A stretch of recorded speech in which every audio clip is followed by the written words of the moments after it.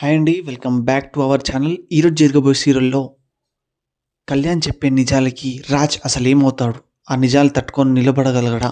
అసలేం జరగబోతుందో ఈరోజు సీరియల్‌లో తెలుసుకోబోతున్నాం. సో, సీరియల్‌లోకి వెళ్ళే ముందు చిన్న రిక్వెస్ట్ అండి.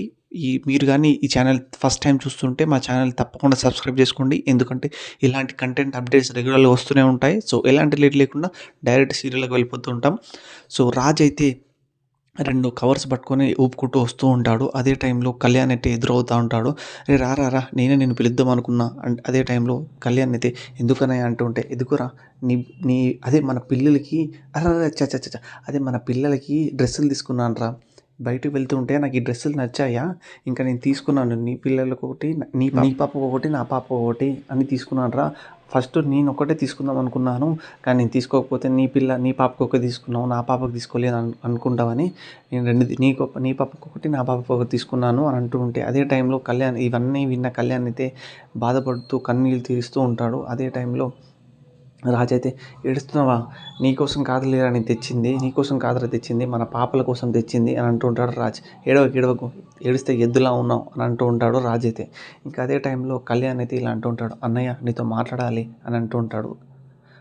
రాజ్ అయితే "అదేంట్రా ఆల్రెడీ మాట్లాడుతున్నావుగా, మళ్ళీ పర్మిషన్ ఎందుకురా ఇప్పుడు" అంటూ ఉంటే, "లేదన్నయ్య మాట్లాడాలి. ఇప్పుడు బయటికి వెళ్ళి మాట్లాడదాం" అంటే, అదే టైంలో రాజ్ అయితే "ఇప్పుడే కదరా బయటికి వెళ్ళొచ్చాం. మళ్ళీ బయటికి వెళ్ళాలా" అని అంటూ ఉంటాడు రాజ్. "అవునన్నయ్య ఇప్పుడు బయటికి వెళ్ళాలి" అంటూ ఉంటే, ఇంక రాజ్ ఇంకా కళ్యాణ్ వాళ్ళైతే ఇద్దరు కలిసి బయటికి వెళ్తూ ఉంటారు. ఇంకా బయటికి వెళ్ళి ఒక దగ్గర నిల్చొని మాట్లాడుతుంటాడు. అదే టైంలో కళ్యాణ్ అయితే ఇలా అంటూ ఉంటాడు, "అన్నయ్య నేను అప్పుని నేను అప్పును హాస్పిటల్ తీసుకెళ్ళాను. డాక్టర్ వాళ్ళు ఏమన్నారంటే 9 మంత్స్ వరకు బేబీని క్యారీ చేస్తే తన హెల్త్‌కి, తన ప్రాణాలకి ప్రమాదకరం.